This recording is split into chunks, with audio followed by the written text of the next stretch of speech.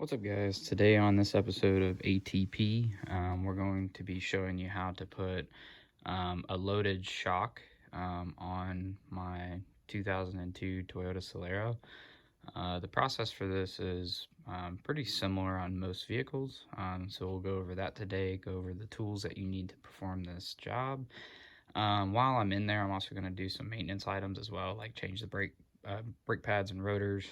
We can go over those steps as well, and looking forward to showing you guys the steps. Okay, so as you can see, these are the parts that I'm going to be installing today. I picked these up from Rock Auto. I'm not sponsored by them. They just happen to have the best selection and the best prices for the parts that I needed for this job. Some people might say that these brands are not necessarily the best brands. My car has about 207,000 miles on it, so I didn't really want to spend like top of the top, especially not knowing how long I'm going to have this car for. So in front of us we have two quick strut assemblies from Monroe. These had pretty middle of the road reviews, both on all the other major parts store websites. And then I also picked up a set of C-Tech pads and rotors. Never heard of the company. Seemed like a lot of people had some good luck with them, so I figured I'd give them a shot. Worst case scenario that I see is they don't last very long and then I have to swap them out again, but I figured I'd at least give them a shot for the price point. The set of pads that's in front of me was like 12 bucks, and I got both rotors for just over $30, which is crazy deal for brakes and rotors. So what we're going to do is I'm going to show you what tools are needed for the job next, and then we're going to get started. Okay, guys, so like I said, I was going to run through the tools that are going to be needed for this job. Since this is a Toyota, majority of the bolts are going to be metric. I found for most of the cars I work on, a good set of metric tools is pretty much what you need to get yourself by. Honestly, some of you may see an impact gun over here. This is optional. Just makes your life a lot easier. Mine's a Ryobi. You don't necessarily have to have it, but it's definitely a nice option to have. I have the traditional breaker bar here, which is probably more easily available, but random assortment of sockets. No particular brand. Some are Husky, some are Cobalt, some are just a mixture of things I've had. Set of good wrenches. I recommend safety glasses because you're going to be under the car. A flathead screwdriver because we have to pop the hubcap off. Obviously WD-40 since it's an older car. Would recommend a light so that you can see under there. Also, if you are going to have an impact gun, I would recommend some impact sockets. These are just Pittsburgh impact sockets from Harbor Freight. Haven't really had any issues out of them, honestly, and for the price, can't really beat them. Also, would recommend a torque wrench. I know some people just hit it with the old Ugga-Duggas and, give it some 2 or 3s, and then maybe it's tight enough. But I especially for suspension components, I really recommend using a torque wrench. The other tools that you're going to need to perform this job that wouldn't fit on the table are a set of jack stands and a jack. You could use the jack that comes with the car. It will do the function that you need, which is lift the car up off the ground. But a floor jack certainly makes it way more easier to perform the job. Also, the other tool that you'll need that is not on the screen is a set of rubber wheel chocks. So I'll go grab those real quick. The other tool that we'll need are these rubber wheel chocks. Honestly, some people may say this is overkill. For me, I really don't want to be underneath a car that has any remote chance of rolling. And these little blocks of rubber were $5 at Harbor Freight. And it's just that little extra piece of security while you're underneath the car working. So these are the basic tools you need. Again, like I said, not everybody's going to have these tools. I know that some of these tools cost, a good bit of money. And honestly, my tools are a collection of over time. So don't think that you have to have all these tools all at once. You could also borrow your friends. That is something I did early on as well. So now we're going to get started.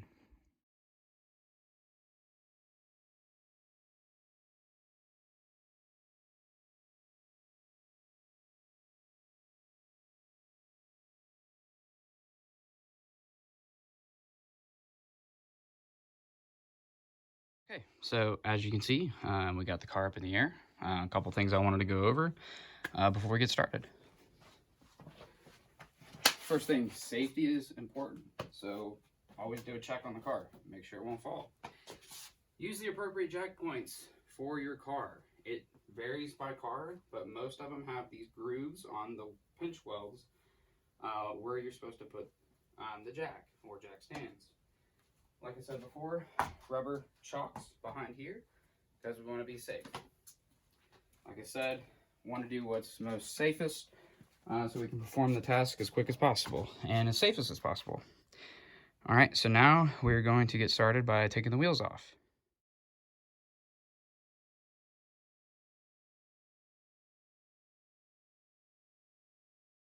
Okay, so since the process is pretty much identical on the driver's side and the passenger side, I'm only going to film the one side. So what I'll go through now is show you what items I have to remove. And then I'll switch over to a quick time lapse of me taking all the items off of the shock assembly. Some people might have asked why I'm not going the route of just compressing the strut, which is this part right here. Taking the spring off and just putting a new strut on the spring. The reason why I'm not doing it is, again, this car has over 200,000 miles. These have never been replaced. And as you can see, most of the bushings inside of here are worn out. And I'm pretty sure the top hat bushing is gone as well. And the cost to buy all those pieces individually as opposed to a fully loaded strut just didn't make sense. The cost of the fully loaded strut was a lot cheaper. And it's a lot easier because, again, you don't have to compress that. You can just take this all out as one assembly and put the new one in as one assembly. So we have to remove these two bolts down here. We have to remove the sway bar end link, which is this piece right here. And then up top, there are a couple of bolts we have to take out. There's 3 bolts right here, so we have to take the strut bar off. And once we get the strut bar off and unbolt these 3 nuts, we'll probably have to put some pressure under the assembly with the jack, and then we'll be able to remove these bolts and take this whole piece out after we unbolt the end link, like I said. And we also can't forget about the brake line bracket. And then once all this has been installed, I'll come back and replace my rotors and pads. All right, let's get started.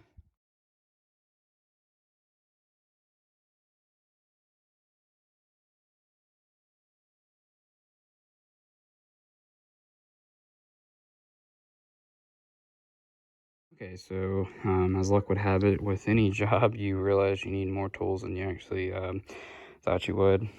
So I kind of briefly mentioned you're going to need a jack. This isn't the same one from earlier because that one's on the other side. I like to leave a jack underneath the car at all times, just in case. Also forgot that I'm going to need some Allen wrenches because to take the end link off, as you can see, there's an Allen key in there. And you actually got to hold that while you undo this outer nut. Then the other thing you saw me do during the time lapse was loosened the bolts at the top, but didn't take them all the way out because I still want this to be supported. And then the next thing we've done is put pressure from underneath.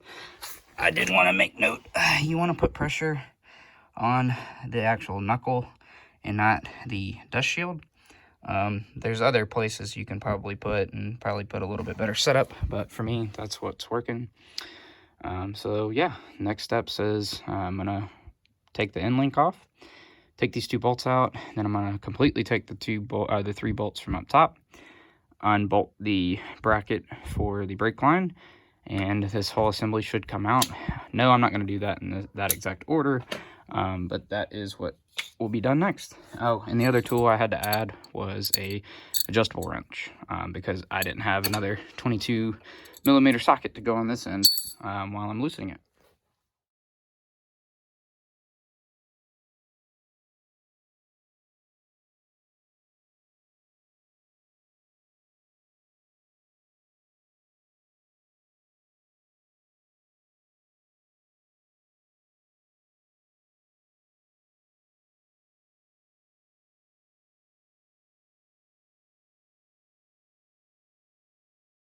Okay, so as you can see, we have successfully removed the old spring strut assembly.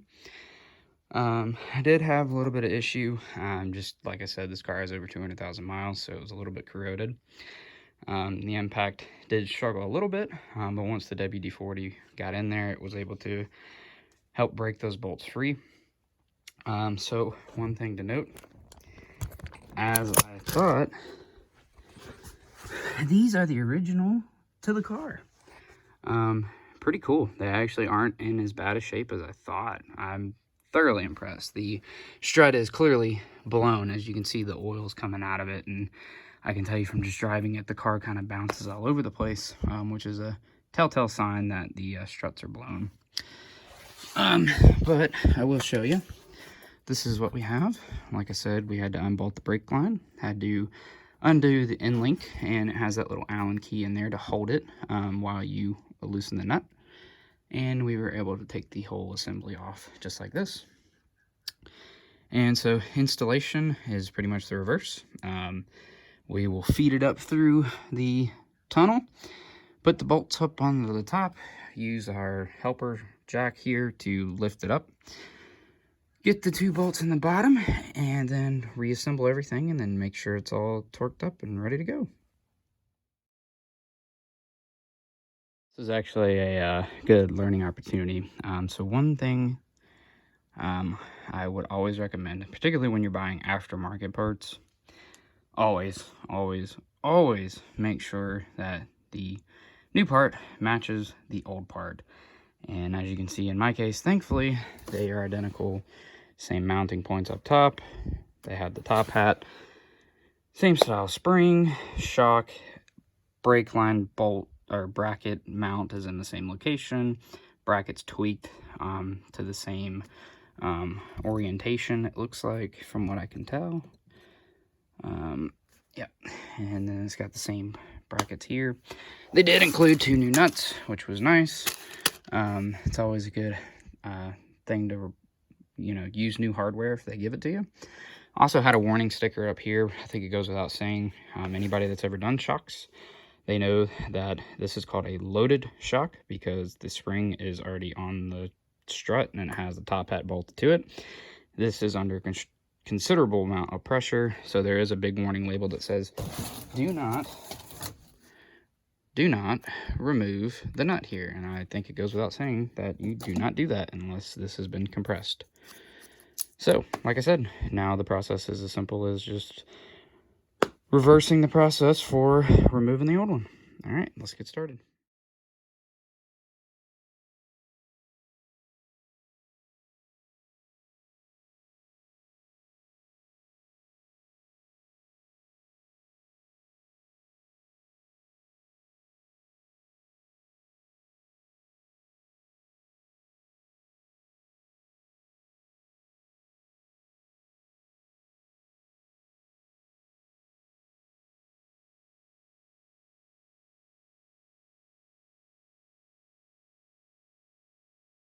Okay, so I forgot to film doing the brakes. Kind of just did it and didn't really think about filming it.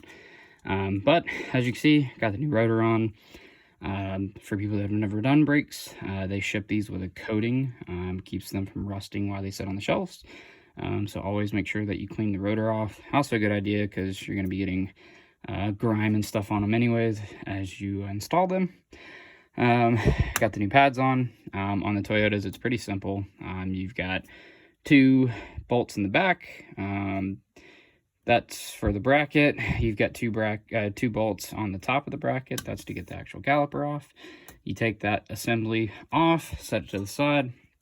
Make sure that you don't put stress onto the brake line. Rotor comes off, put new rotor on. Repeat the process, putting the bolts in, tightening them to the correct torque specs, and then boom, you got new brakes and rotors.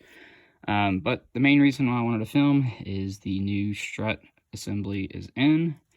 Looks good.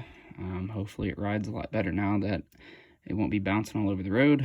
And so the last steps is I got to do the same thing on the passenger side, and then after that I will put the wheels back on, torque the lug nuts once it's on the ground, and then go give it a quick test drive. All right, so the job is now complete.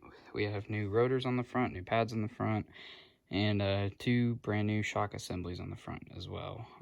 Does look like it's sitting up maybe a tad bit higher, but the main thing is it actually has suspension travel now, and it's kind of resistant to the compression you see there. Whereas before, you could push down on the hood with pretty much no effort and the whole front end would go down. So now, the only thing left to do is take it out for test drive.